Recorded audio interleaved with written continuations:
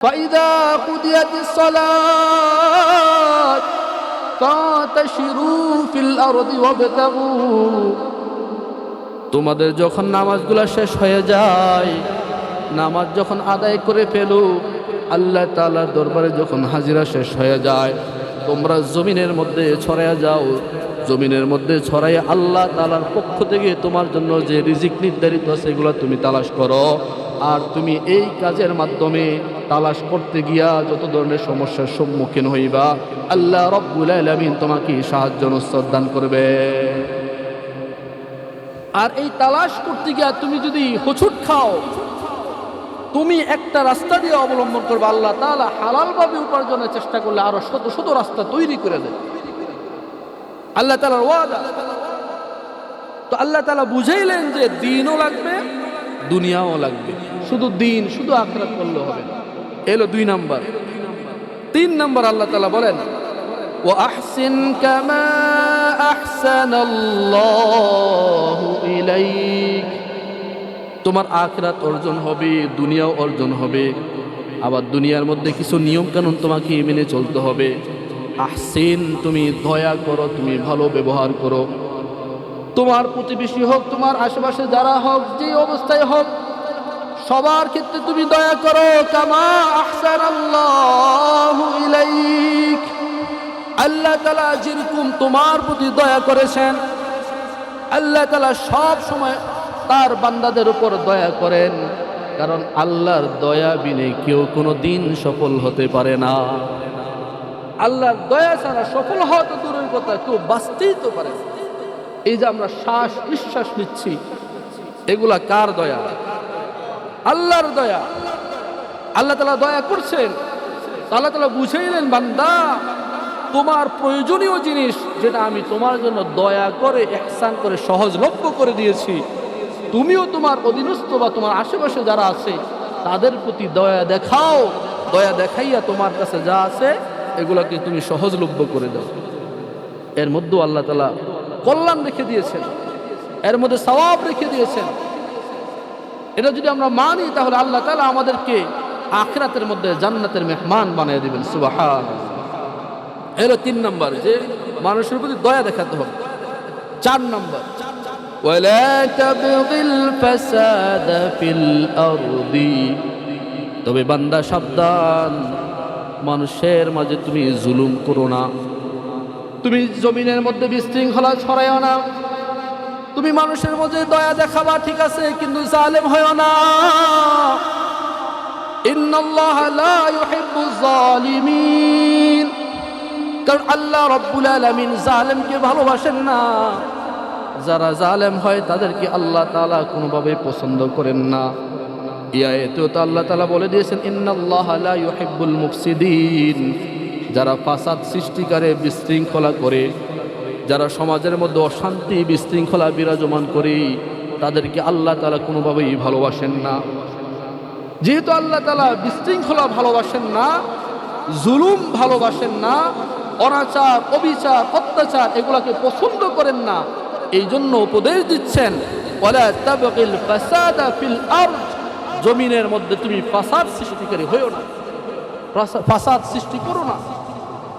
এই 4টা উপদেশ, এগুলা তৎকালীন যুগের মুসা আলাইহিস সালামের যুগের কারুনকে তৎকালীন যুগের উলামায়ে কেরামরা করেছিলেন। যদি কারুন মানত, কারুন তো একেবারে ভালো মানুষে পরিণত হয়ে যেত। কারণ মানে নাই, যার কারণে আল্লাহ তাআলা তাকে জালেম বানাইছে। এবং শুধু তাই নয়, এটাও বলে দিয়েছেন, যারা দুনিয়ার মধ্যে থাইকা এগুলা তো মানবে, ঠিক আছে, পাশাপাশি যদি নামাজ না পড়ে, নামাজি না হয়, বেনামাজি নাফরমান হয় দুনিয়ার মধ্যে, তাদেরকেও আল্লাহ তাআলা হাসর নাসর কারণের সাথে করবে। বলেন নাউজুবিল্লাহ। যারা দুনিয়ার মধ্যে থাইকা নামাজ আদায় করবে না, তাদের হাসর নাসর আবু জাহেলের সাথে হবে। যারা দুনিয়ার মধ্যে থাইকা নামাজ রোজা করবে না, তাদের হাসর নাসর উতবা সাইবার সাথে হবে। দুনিয়ার ইতিপূর্বে ইতিহাসে যারা জালেম হিসাবে দুনিয়া থেকে বিদায় গ্রহণ করছি, আল্লাহ রাসূল জানিয়ে দেয়, প্রত্যেকটা জালেমের সাথে নামাজির হাসর নাসর হবে। কারণ এমন কিছু হাদিস পাওয়া যায় নামাজ ছেড়ে দেওয়া এটা কুফুরির অন্তর্ভুক্ত। নামাজ ছেড়ে দেওয়া কুফুরির অন্তর্ভুক্ত। আর যে কুফুরি করলো সে কেমন যেন মুসাব্বাহ বিল কাফের, কাফের সাথে সাদৃশ্য রাখলো। আর মান তাশাব্বাহা বিকওমিন ফাহুয়া মিনহুম, যার সাথে যার মোহাব্বত তার সাথে তার কিয়ামত। এই জন্য আল্লাহ তাআলা সতর্ক করেন যে তুমি নামাজি হও, উপদেশগুলো মানো, তোমার যেন কারুনের সাথে সম্পর্ক না থাকে। কাল কিয়ামতের ময়দানে তুমি আমার নবীদের সাথে, আমার ওলিদের সাথে, আমার সিদ্দিকদের সাথে হাসর নাসর করো। এটা আমি চাই আল্লাহ তাআলা আমাদেরকে সবাইকে তৌফিক দান করে সবাই পড়ি আমিন। আমাদের হাসর নাসর যদি নবীদের সাথে হয়, এটা ভালো না? এটা অনেক ভালো, সৌভাগ্যের বিষয়। সিদ্দিকিনদের সাথে, সত্যবাদীদের সাথে, ওলি আউলিয়াদের সাথে যদি হাসর নাসর হয়, হুজুর যখন জান্নাতের দিকে যাবে, হুজুর আমি তো দুনিয়ার মধ্যে আপনাদের মহাব্বত করতাম, কলিজা বইরা মহাব্বত করতাম, আপনি আমার থুইয়া কেমনে যান? তখন আল্লাহ তাআলা এগুলাকেও সুপারিশের কারণ বানায় দিবে। নবীরা সুপারিশ করবে, ওলিরা সুপারিশ করবে, হাফিজে কোরআনরা, আলেমরা সুপারিশ করবে, কইরা কইরা আশেপাশের মানুষদেরকে আল্লাহ তাআলা এদের মাধ্যমে জান্নাতি বানিয়ে দিবে। আল্লাহ তাআলা আমাদেরকেও সেই কাতারে রাখুক, সবাই পড়ি আমিন। তো যেই উপদেশগুলো আমরা আলোচনা করলাম, এই উপদেশগুলো আজকালকে নতুন না, অনেক আগের উপদেশ। ইতিপূর্বে মানুষ মানছে, মাইনাই আইতেছে। আমরাও যদি মানি, আমরাও তাদের মতো সফল হতে পারি। এই উপদেশগুলা 1400 বছর আগে তো নবী মুহাম্মদ রাসূলুল্লাহ সাল্লাল্লাহু আলাইহি ওয়াসাল্লামের উপর আল্লাহ তাআলা নাজিল করে জানায়া দিয়েছেন। আবার তারও অনেক আগে, সেই বনী ইসরাইলের যুগ, পয়গম্বর মূসা আলাইহিস সালাতু ওয়াস সালামের যুগে এই ঘটনাগুলো ঘটছে। কেমনে? মুফাসসিরিন কেরামগণ এই আয়াতগুলো তাফসীর করতে গিয়ে বলেন যে কারুন সে মূসা আলাইহিস সালাতু ওয়াস সালামের এক বর্ণনায় পাওয়া যায় স্বাস্থ্য ভাই ছিলেন, আর এক বর্ণনায় পাওয়া যায় বাড়ির মানুষে ছিলেন, আশেপাশের প্রতিবেশী ছিলেন।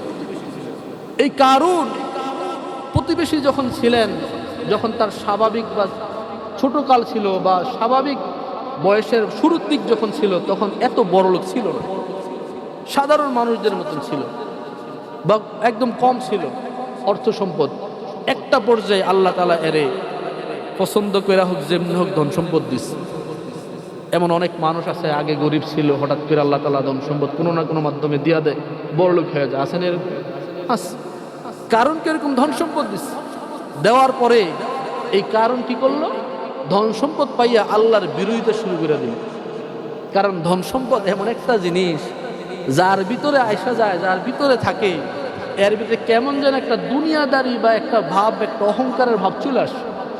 আমরা একটা ঘটনা হয়তো আগেও শুনছি, এক রাজার পাল, আগে তো হাতি আর ঘোড়া থাকতো রাজার পালের মধ্যে, বিশাল বড় রাজার ভালোবাসার একটা হাতি, সুন্দর একটা হাতি, আস্তে আস্তে গেলে শুকাইতেছে শুকাইতেছে। রাজার তো মাথায় ধরে না, কিরা আমার এত রাজপ্রাসাদের হাতি, এরা আমি এত হাতির যত্ন করি, এ আবার শুকায় কিনলে, শরীরটা কেন ভাঙতেছে কেন? উজির নাজির খোঁজ লাগাইলো, খোঁজ নাও কেন এরকম হইতেছে? কেউ কোনো কিছু খুঁজে পায় না, খাবার দাবার সবই তো দিতেছে। পরে দেখে খোঁজ নিয়া প্রতিদিন সকালবেলা একটা ব্যাঙ আইয়া ওই হাতিরে লাত্তি মারে। এই হাতি এই অপমানটা সহ্য করে নিতে পারে না। কোন একটা ব্যাঙ আর একটা হাতি, কই ব্যাঙ। হাতি যদি পাড়া রাহে বা একটা সুর দিয়ে যদি একটা বাড়ি মারে, ব্যাঙের কোনো অস্তিত্ব থাকতো না। এই ব্যাঙ এই হাতিরে লাত্তি মারে। তখন এই হাতি অপমান সহ্য করতে পারে না। এই জন্য তো দেখছস রাজার রাজপ্রাসাদের বা রাজার আমি হাতি আমারে ব্যাঙে লাথি দেয়, এটা কেমনে মাইনা নেই? এই শোকে মানে শুকায় যেতেছে। তখন মন্ত্রীরা খোঁজ নিল এই ব্যাঙের কারণ, ব্যাঙে কিনলে গিয়া হাতির আবার লাথি মারে। খোঁজ নেওয়া দেখলো যে ব্যাঙে যে গর্তের মধ্যে থাকে, ওই গর্তের মধ্যে 1 টাকার একটা সিকি, 1 টাকার একটা পয়সা। এই পয়সার গরমে হের মধ্যে একটা ভাব চলেছে, কিরে আমি তো টাকার মালিক, হাতির কাছে তো কোনো টাকা পয়সা নেই, আমি হাতির চেয়ে বড়, গিয়ে হাতির লাথি মারি। তার মানে দুনিয়াদার, দুনিয়া অর্থ সম্পদ এগুলো এমন একটা জিনিস যার ভিতরে চলে আসে, এর ভিতরে কেমন যেন একটা অহংকারী ভাব চলে আসে। ঠিক না ঠিক? এটাই বাস্তব, চলে আস। দেখবেন একটা মানুষ গরিব থাকলে নামাজ কালাম পড়ে, আশেপাশের মানুষদেরকে শ্রদ্ধা করে বা সবার সাথে মিলামেশা চলে। যখন অর্থ সম্পদ হয়ে যায়, অনেকে নামাজও পড়বো রাই না। বিদেশ তো অনেকদিন পরে ফজর তো পড়ে না, অন্য নামাজও আয়, কারণ টাকা পয়সা কিছু হয়েছে। ফের আবার কিছু কয় না, আবার মাঝে মাঝে গিয়ে বড় বড় দান করে মানুষের পাশে থাকে। তো এইটাই আল্লাহ তাআলা বুঝাইলেন যে কারুনের মতন হয় না। কারুনের প্রথম দিকে কিন্তু অর্থ সম্পদ ছিল না, একটা পর্যায়ে যখন অর্থ সম্পদ আসছে সে মানুষকে মানুষ মনে করে নাই। সে মনে করতেছে আমি তো অনেক বড় হয়ে গেছি, মানুষকে আর সে ওই চোখে ভালোর দৃষ্টিতে দেখে নাই, সবাইকে কেমন যেন একটা অন্যরকম দৃষ্টিতে তাকাই। শুধু তাই নয়, এরপরে কিছুদিন যাওয়ার পর কারুন মনে মনে ভাবতে লাগলো, আমার তো টাকা পয়সা আছে, আমার তো প্রতিপত্তি আছে, আমার অর্থ সম্পদ যথেষ্ট পরিমাণে আছে। কি পরিমাণ আছে এটাও আল্লাহ তাআলা কোরআনে কারীমের মধ্যে এর আয়াত আগের আয়াতে জানিয়ে দিয়েছেন, ওয়া আতাইনাহু মিনাল কুনুজি মা ইন্না মাফাতিহাহু লাতানূউ বিল হুসবা। কারুনের এমন সম্পদ আল্লাহ তাআলা দিলেন, তাকে এত বিশাল পরিমাণ সম্পদ দিলেন। দুনিয়ার মধ্যে আমরা যে দেখি ট্রাঙ্ক অথবা বিশাল বড় আলমারি, এরকম আলমারির অনেকগুলা আলমারির মালিক বানিয়ে দিলেন, অনেকগুলা ট্রাঙ্কের মালিক বানিয়ে দিলেন। এই ট্রাঙ্কের মধ্যে আমরা তো সাধারণ কম্বল আর লেপ তোষক রাখি, কারণ লেপ তোষক রাখে নাই। কারণ এই ট্রাঙ্কের মধ্যে স্বর্ণ গয়না রৌপ্য মূর্তি এগুলো রাখতো, অর্থ সম্পদ রাখতো। এগুলো একটা দুইটা নয়, হাজার হাজারটা এরকম তার ধন সম্পদের ট্রাঙ্ক। এই ট্রাঙ্কের যে চাবিগুলা থাকতো, এই চাবিগুলা বহন করার জন্য এর একটা বিশাল বড় দল থাকতো। অনেক মুফাসসিরিনে কেরামগণ বলেন ওটের দল, আবার অনেকে বলেন যে ঘোড়ার দল, অথবা অনেকে বলেন যে মানুষের দল। যে কোনো হোক, একটা দল থাকতো যে তাদের কাজ হইল ওই ট্রাঙ্কের চাবি বহন করা। একটা ট্রাঙ্কের মধ্যে কি পরিমাণ স্বর্ণ থাকতে পারে একটু চিন্তা করে দেখেন। যারা ব্যাংকে গেছেন দেখবেন লকার থাকে, তাদের লকারের মধ্যে স্বর্ণ গয়না বা টাকা পয়সা থাকে, কি পরিমাণ থাকে। আবার কিছুদিন আগে পত্রিকায় হয়েছে আমাদের এক নেত্রীর ওই লকারের মধ্যে 832 ভরি নিয়ে হয়েছে, 832 ভরি পাওয়া গেছে স্বর্ণ। তার মানে স্বর্ণ গয়না আমাদের তো অল্প একটু থাকলে আমাদের আর হুঁশ থাকে না, আর কারুনের টাঙ্কে টাঙ্কে ভর্তি স্বর্ণ গয়না, এরকম রৌপ্য মুদ্রা অর্থ সম্পদ, এগুলার চাবি বহন করার জন্য পুরো একটা দল থাকে। এত অর্থ সম্পদ যখন কারুনের হয়ে গেল, কারণ ভাবতে লাগলো আমার তো দুনিয়ার ধন সম্পদ আছে, এখন একটু পাওয়ার থাকলে হয়। দেখবেন আমাদের মাঝে অনেক মানুষ আছে কিছুদিন বিদেশ কইরা যখন টাকা পয়সা হয়ে যায় তখন মেম্বরি গিয়া দাঁড়ায়। মেম্বরি দাঁড়ানোর উদ্দেশ্য একটাই, টাকা তো আছে, একটু যদি ক্ষমতা পাশাপাশি হয়ে যায় তাহলে মান্ডা বাইরা যায়। যখন সে মেম্বার নির্বাচন হয়ে যায়, কিছু কাল যাওয়ার পরে আবার একটু ভাবে যদি আর একটু উপরে উঠতে পারতাম, চেয়ারম্যান হইতে পারতাম। চেয়ারম্যান নির্বাচন করে, চেয়ারম্যান হয়ে গেলে কয় আরেকটু ধাক্কা দিলে তো এমপি, এমপির পরে মন্ত্রী, পরে খালি দোয়া করে এরপরে যিনি আছেন তিনি কেন মরেন না। প্রধানমন্ত্রী, আরেকটা তো সিট থাকে কি মন্ত্রীর পরে প্রধানমন্ত্রী, হইতে পারলে তো সারা দেশের রাজত্ব হেরে। তার মানে অর্থের সাথে মানুষ অহংকারের পাশাপাশি ক্ষমতাও চায়। ক্ষমতা যদি হয়ে যায়, এই লোকটাকে সবাই ভালোবাসে, মহব্বত করে, যদিও মন থেকে না, উপর দিয়া। যার সম্পদ আছে দেখবেন যে হেরে সব দোকানে গেলেও চা খাওয়াইবো বা যেখানে গেলে হ্যাঁ সম্মান পায়, কিন্তু এটা মন থেকে না। এরা হলো কিছু ফসানুর, কিছু নেওয়ার, কিছু ফন্দি। ওই কারুনের অবস্থা হয়ে গেছে এরকম।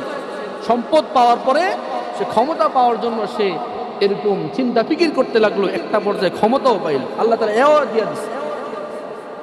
ক্ষমতা দেওয়ার পরে অনেক ক্ষমতাশীল মানুষের কাছে গরিবরা যায়, অসহায়রা যায়, আমি বিপদে পড়েছি আমাকে একটু উদ্ধার করো। অথবা অনেক মারা যায়, বাবারা যায়, মেয়েটার বিবাহ দিতে পারে না, তাকে একটু সাজায় গুজায় তো বিদায় করতে হবে, কিছু টাকা পয়সার দরকার। চেয়ারম্যানের কাছে যায়, এমপির কাছে যায়, ভালো হইলে তো দেয়, খারাপ হইলে দেয় না। কারণের কাছে এরকম মানুষ যাইতো অর্থ সম্পদের জন্য, ভাই তোমার তো অনেক সম্পদ, আমাকে কিছু দাও। কারণ দূর দূর করে তাড়ায় দিত, না না আমি পারবো না। সে বলে এই সম্পদ আমাকে আল্লাহ দেয় নাই, আমি নিজে অর্জন করছি। বলেন নাউজুবিল্লাহ। অর্থ সম্পদ দুনিয়ার কোনো মানুষ নিজ থেকে অর্জন করতে পারে না, সবকিছু দেওয়ার মালিক একজন, তিনি কি? আল্লাহ তাআলা এই সম্পদ দেয়। আবার আল্লাহ তাআলা যার থেকে চান সম্পদ নিয়ে যান। আল্লাহ তাআলাই ক্ষমতা দেয়, আবার যার থেকে চান আল্লাহ তাআলা ক্ষমতা নিয়ে যান। আল্লাহ তাআলাই সবকিছুর মালিক। কারুনের মনে এই জিনিসটা ছিল না। সে সম্পদ পাইয়া অহংকার বশত বলতে লাগলো, আমি সম্পদ নিজে অর্জন করছি, তোমাকে দেব না, দেব না, তুমি যাও যাও, চলে যাও, দূর করে তাড়াইয়া দেয়। একদিন দুদিন এরকম যাইতে যাইতে অনেক দিন চলে যায়। মূসা আলাইহিস সালামকে আল্লাহ তাআলা জানিয়ে দিলেন, মূসা যাও, কারুনকে বলো সে যেন তার সম্পদ থেকে আমার পথে কিছু ব্যয় করে, আমার রাস্তায় যেন কিছু যাকাত দেয়, সম্পদ ব্যয় করে। যদি করতে পারে তার সম্পদগুলো হেফাজত থাকবো, আর যদি না করে তার সম্পদ সমূলে ধ্বংস হয়ে যাবে। মূসা আলাইহিস সালাম তাকে সতর্ক করছে, কিন্তু সতর্ক বুঝে নাই। ওই যে গরব, নিজে অর্জন করছে এরকম একটা হেডা, অহংকার। তখন বলতে লাগলো যে মূসার কুদৃষ্টি আমার সম্পদের মধ্যে পড়ছে। বলেন নাউজুবিল্লাহ। মূসা আলাইহিস সালাম কি নিজের জন্য গেছেন? আল্লাহর অর্ডারে গেছে, আল্লাহর অর্ডার, আল্লাহ তাআলা পাঠাইছেন বিদায় গেছে। কিন্তু কারণ বলতে লাগলো যে আমার সম্পদ বেশি হয়ে গেছে, আমার সম্পদের মধ্যে কুদৃষ্টি ফালাইছে, আমার সম্পদ নেওয়ার জন্য পায়তারা করতেছে। এরকম বইলা বইলা অনেক লম্বা ইতিহাস, সব বলাও অল্প সময়ের মধ্যে সম্ভব না। শুধু আমি মেসেজটা যেটা দিতে চাই যে কি কারণে কারণ পদপুষ্ট হইল, আর কি করলে সে ভালো থাকতো। আমরা ওই ভালোগুলো যদি করতে পারি আমরাও ভালো থাকবো, আর না হয় আমাদের হাসর নাসরও সেই কারণের মতন হয়ে যাবে। এরপর একদিন কারণ একটা মেয়েকে ঠিক করলো, মূসা আলাইহিস সালামকে গিয়ে অপবাদ দিবে। একটা পর্যায়ে অপবাদ আর দিতে পারলো না। অনেক লম্বা ইতিহাস, সময় হলে কোনোদিন আবার বলবো। তো যেই কথা বলা উদ্দেশ্য, যে কারণ অর্থ সম্পদ ব্যয় করে না, আল্লাহ রাস্তায় দেয় না, না দেওয়াতে আল্লাহ তাআলা তার প্রতি গুসা, তার প্রতি রাগান্বিত হইলেন। একটা পর্যায়ে তাকে ধ্বংস করার জন্য আল্লাহ তাআলা নির্দেশ জারি করে দিলেন। তখন আল্লাহ তাআলা এমন নির্দেশ জারি করলেন যে এই কারুনকে একেবারে সমূলে ধ্বংস করে দিবেন। কারণ কারুন তো আল্লাহ তাআলার হুকুম মানে নাই। তখন আল্লাহ তাআলা নির্দেশ করলেন, তোমাকে যে আমি সম্পদ দিয়েছি, সম্পদ তো আমার, সম্পদ তো আমার হুকুম মানবে। আবার তুমি যে জমিনের উপর চলো, জমিনটাও তো আমার, জমিনও তো আমার হুকুম মানবে। তখন আল্লাহ তাআলা নির্দেশে এই কারুন তার অর্থ সম্পদ নিয়ে এই জমিনের মধ্যে খালি দাবতে লাগলো। একটু যখন দাবছে, দাবার পরে বলতেছে, মূসা, প্রথম যখন একটু যাবে তখন বলতেছে, না আমি উঠতে যাবো। লোদের মধ্যে অনেকে আমরা মাছ ধরতে গিয়ে আটকাই না, একটু যাবে পরে হাত দিয়ে উঠতে যায়, এটাই স্বাভাবিক।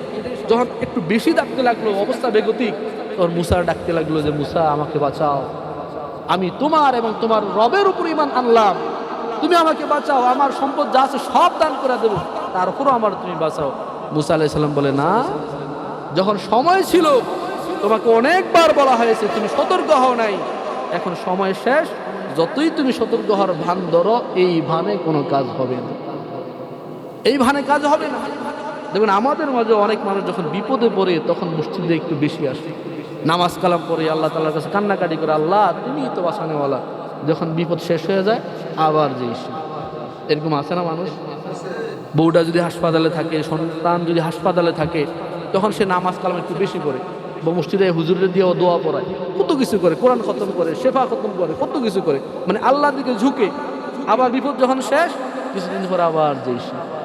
যে জিনিসটা আবার বর্তমানে আমরা রাজনৈতিক নেতারা শুরু করছে, ক্ষমতার আগে টুপি একটা মাথায় দিব, জাইল্লা না এই সাধারণ চাষি কোনো কিছু বাদ বিচার নাই, একবারে সবার সামনে যাবো, গেহের কাছে গিয়ে একদম কোলাগুলি করো, ও আমার লগে তো গন্ধ, আর গন্ধ কিচ্ছু না, কোলাগুলি করো। আসলে এরকম আছে কি লেগা? ভোটটা পাওয়ার লেগা, ভোট পাওয়ার লেগা। আবার যখন হ্যাঁ নির্বাচিত হয়ে যাব, এরপর যদি আমরা হ্যাঁ লগে এই গন্ধ গন্ধ কাছেই বেরোন যায়, এর আগে কিন্তু হ্যাঁ ভালো মানুষ। তার মানে মানুষের চরিত্র এরকম। তো মূসা আলাইহিস সালাম কারণকে বলতেছে, না, তুমি যতই এখন ভালো হওয়ার অ্যাক্টিং করো, যখন তুমি ভালো হয়ে যাইবা, তোমাকে যে আল্লাহ তাআলা বাঁচায় দেয়, আবার তুমি যেই সে করবো। কারণ কয়লা ধুইলে ময়লা যায়, একটা কথা আছে না? মানুষের অভ্যাস যদি খারাপ হয়ে যায়, যতই তাকে সতর্ক করা হোক, এই অভ্যাস কোনোদিন পরিবর্তন হয় না, এই অভ্যাস নিয়ে এসে থাকে। এরকম হয়তো হাদিস আছে না, আলেমদের কৌল জানি না, কথা হইলো যে তোমাকে যদি কেউ বলে যে একটা পাহাড় এক জায়গায় ছিল, এটা আরেক জায়গায় চলে গেছে, তুমি এই কথাটা মাইনা নিও সাময়িক সময়ের জন্য, কিন্তু এই কথাও যদি কেউ বলে যে তার একটা বাজে অভ্যাস ছিল, সে অভ্যাসে পরিণত করে ফেলছে একটা খারাপ অভ্যাস, এটা থেকে সে ভালো হয়ে গেছে, এটা তুমি মাইনো না। কারণ সে যতই ভালো হোক বিরাবিরা ওই খারাপের দিকে থাকবেই।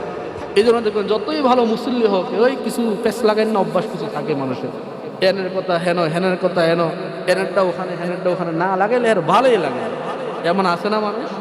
আস কারণ গীবত শেখায় মানে মানুষ, কিছু মানুষ আছে যে ওই সুখী থাকতে ভুলতে গেলে নামাজ করবো, আল্লাহ বিল্লাহ করবো, সন্তান বিদেশে থাকে, টাকা পয়সা পাঠায় বা নিজে যায় ইনকাম করে, খুব মানে চলবো ফিরবো না, দোকানে বইয়া এই জনের গিবত, এই জনের কাছে, এই জনের গিবত, এই জনের কাছে, এই চলতে আছে, চালাইতে আছে। আল্লাহ হেদায়েত দান করে সবাই বলি আমিন। কারণ হেদায়েত দান মালিক তো আল্লাহ, চাইতে তো হবে। তো আমার যে আজকের কথা যেটা উদ্দেশ্য ছিল যে কারুনকে আল্লাহ তাআলা ধ্বংস করছে কেন?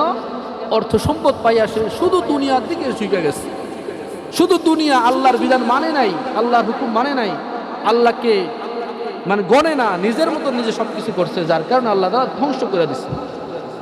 আমরাও যদি তার অনুসারী হয়ে যাই, কিছু টাকা পয়সা পাই, আমরাও যদি আল্লাহকে ভুলে যাই, আল্লাহর ঘরকে ভুলে যাই, তাহলে আমরাও তো এর সাথে ওই কিয়ামতের ময়দানে উঠতে হবে।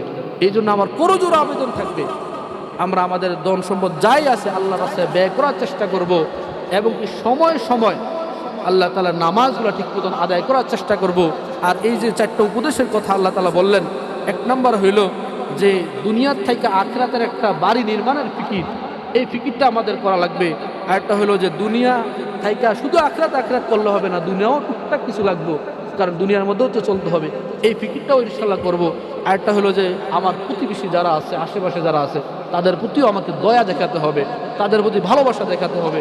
এরপর আরেকটা হলো দুনিয়ার মধ্যে আমার দ্বারা যেন কোনো বিশৃঙ্খলার সৃষ্টি না হয়, আমার দ্বারা যেন গীবত শেখায়ত না হয়, আমার দ্বারা যেন মানুষের হক নষ্ট না হয়, মানুষের উপর জুলুম নির্যাতন না হয়, এই ফিকিরগুলা ইনশাআল্লাহ আমরা করার চেষ্টা করব। পারবো না ইনশাআল্লাহ? লিমান কদ্দারা খায়রান ওয়া খাবালা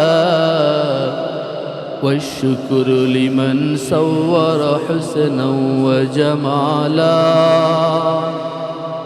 والشكر لمن صور حسنا وجمالا فرد صمد عن صفة خلق بريء فرد صمد عن صفة خلق بريء رب عزلي خلق الخلق كمالا رب عزلي خلق الخلق كمالا لا زد ولا ند ولا حد لمولاه لا ضد ولا ند ولا حد لمولاه الآن كما كان ولم يلق زوالا الآن كما كان ولم يلق زوالا الحمد لله মহান রব্বুল আলামিনের দরবারে লাখো কোটি শুকরিয়া জ্ঞাপন করছি যে রব্বুল আলামিন আমাদেরকে প্রতি জুমাহের এই জুমাহের দিনেও জুমার নামাজ আদায় করবার উদ্দেশ্যে আল্লাহর ঘর মসজিদে আগে আগে আসবার বসবার দিনে কিছু কথা শুনবার সুযোগ করে দিলেন। এই জন্য মহান মালিকের দরবারে শুকরিয়া আদায় করে জোরে সোরে বলি আলহামদুলিল্লাহ। মুহতারাম হাজিরিন,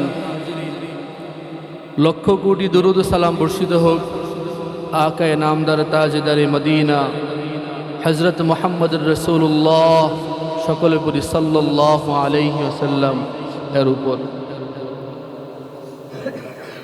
আমরা অত্যন্ত দামি সময়গুলো অতিক্রম করছি। গত জুমায় আমরা আলোচনাও করেছিলাম যে রজব মাস চলতেছে, রজব মাসের বিশেষ একটা দোয়া নবী করিম সাল্লাল্লাহু আলাইহি ওয়াসাল্লাম আমাদেরকে শিক্ষাও দিয়েছিলেন। সেই দোয়াটা বেশি বেশি পড়ার কথা বলা হয়েছিল। আমরা পড়ি তো নাকি? বেশি বেশি পড়া দরকার, খুব দরকার। আবার আমার সাথে সবাই বলি আল্লাহুম্মা বারিক লানা ফি রজব ওয়া শাবান ওয়া বাল্লিগনা রমাদান। এই দোয়াটা যখনই সময় পাবো হাঁটতে বসতে উঠতে চলাফেরা করতে ক্ষেত খামারে কাজ বাজ যেটাই করি না কেন, মুখ দিয়ে তো আর খেতে কাজ করে না মানুষ। খেতে খামারে কাজ করলে হাত দিয়ে কাজ করে, মুখ তো খালি থাকে। এই জবান দিয়ে আমরা এই দোয়াটা বেশি বেশি পড়ার চেষ্টা করব, কারণ যদি কোনো একবারের দোয়াটা যদি কবুল হয়ে যায় আল্লাহর কাছে, এই দোয়াটাই যথেষ্ট আমাদের হায়াতকে বাড়ানোর জন্য। কোন সময়ের দোয়া কখন পড়লে কবুল হবে এটা কি আমরা কেউ নিশ্চিতভাবে বলতে পারি? কেউ পারি না। যেহেতু নিশ্চিত না, এই জন্য বেশি বেশি পড়া। বেশি বেশি বললে ফায়দা কি? বিশেষ কিছু মুহূর্ত থাকে দিনের, এই বিশেষ মুহূর্তগুলোর মধ্যে যদি বান্দা তোমার জবান থেকে এই দোয়া বের হয়ে যায়, আর আল্লাহ তাআলার মনটাও যদি ভালো থাকে, সাথে সাথে আল্লাহ তাআলা কবুল করেও নিতে পারে। আর কবুল করলেই তো হয়ে গেল। এই জন্য বেশি বেশি পড়ার চেষ্টা করব। আজকের জুমায় আমরা সূরাত আল কাসাস এর থেকে সামান্য কিছু উপদেশ শুনব। গত 2 দিন আগে বুধবারে আমাদের মাসিক ইসলাহি প্রোগ্রাম হয়েছিল। সেই ইসলাহি মাহফিলের মধ্যে আমরা সূরা লোকমান থেকে কিছু কথা শুনেছিলাম। লোকমান আলাইহিস সালাতু ওয়াস সালাম তার জাতিকে, তার সন্তানকে কি কি উপদেশ দিয়েছিলেন। দেখেন, লোকমান আলাইহিস সালাতু ওয়াস সালাম নবী ছিলেন না, ওলি ছিলেন, আল্লাহওয়ালা ছিলেন, সাধারণ মানুষ ছিলেন, কিন্তু এর কথাগুলো আল্লাহর কাছে এত ভালো লেগেছে আল্লাহ তাআলা আমাদের শিক্ষার জন্য, আমরা যেন সেখান থেকে উপদেশ গ্রহণ করতে পারি, আমরাও যেন আমাদের সন্তানদেরকে সঠিক লাইনে উপদেশের মাধ্যমে আনতে পারি। আল্লাহ তাআলা কোরআন কারীমের মধ্যে কোট করে দিয়েছেন। ওরকম হযরত মূসা আলাইহিস সালাতু ওয়াস সালামের জামানায় একজন জালেম ছিল। শুধু জালেম না, তার সম্পদও বেশি ছিল।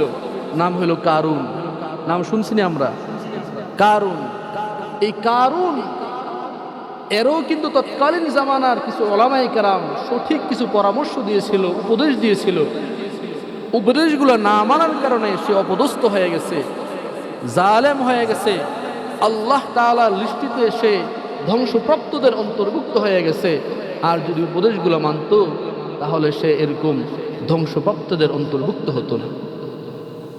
এই কথাগুলো আলেমরা যে উপদেশ দিয়েছেন, এটাই আল্লাহ তাআলা সূরাত আল কাসাসের ৭৭ নম্বর আয়াতের মধ্যে সুন্দরভাবে আমাদেরকে জানিয়ে দিয়েছেন। এই জন্য জানিয়েছেন যেন আমরাও এর থেকে কিছুটা শিক্ষা অর্জন করতে পারি। আল্লাহ তাআলা আমাদেরকেও এই উপদেশগুলো মেনে চলবার তৌফিক দান করুন। সবাই পড়ি আমিন। আল্লাহ রাব্বুল আলামিন বলেন, ওয়াবতাগি ফীমা আতাকাল্লাহুদ দারাল আখিরা। আল্লাহ রাব্বুল আলামিন মানুষদেরকে উদ্দেশ্য করে বলতেছেন, ওয়াবতাগি ফীমা আতাকাল্লাহ।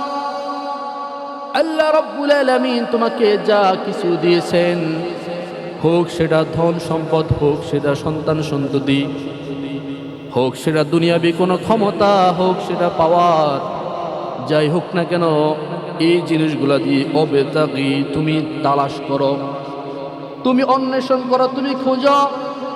কোন জিনিস খুঁজবা? আদ-দারুল আখিরা। আখিরাতের মধ্যে যেন একটা বাড়ি নির্মাণ হয়, আখিরাতের মধ্যে যেন তোমার জন্য একটা ঘর নির্মাণ হয়। এই জন্য তোমাকে আল্লাহ তাআলা যে ধন সম্পদ দিয়েছেন, এগুলা দিয়ে আখিরাতের বাড়ি নির্মাণের চেষ্টা করবা। তোমার ক্ষমতা দিয়ে, তোমার সময় দিয়ে, তোমাকে যা কিছু আল্লাহ তাআলা দিয়েছেন সব কিছু দিয়ে তোমার উদ্দেশ্য যেন একটাই হয়, দুনিয়ার মধ্যে যাই থাকুক না থাকুক, আখিরাতে যেন একটা বাড়ি হয়। কিন্তু আমাদের অবস্থা এমন হয়ে যায়, আমরা যদি কিছু টাকা পয়সা বা ক্ষমতার মালিক হই, লন্ডনে গিয়ে বাড়ি বানাই। এখন তো ডিজিটাল যুগ, বেগমপাড়ায় বাড়ি বানায়। আর উন্নত মানুষ, একজন মুমিন মুসলমান হিসেবে আমাদের ফিকির থাকা দরকার ছিল, আমার অর্থ সম্পদ, আমার ক্ষমতা, আমার প্রতিপত্তি, ধন সম্পদ, এগুলা দিয়ে আমার যেন আখিরাতে একটা বাড়ি হয়, এই ফিকির করা দরকার ছিল। আর এই কথাটাই আল্লাহ রাব্বুল আলামিন জানিয়ে দেয়, ওয়াবতাগি ফীমা আতাকাল্লাহ। আল্লাহ তাআলা তোমাকে যা কিছু দিয়েছেন এগুলো দিয়ে আদ-দারুল আখিরা, আখিরাতে একটা বাড়ি নির্মাণ করো। তাইলে এক নম্বর উপদেশ পাইলাম, আখিরাতে বাড়ি নির্মাণের চেষ্টা চালাতে হবে।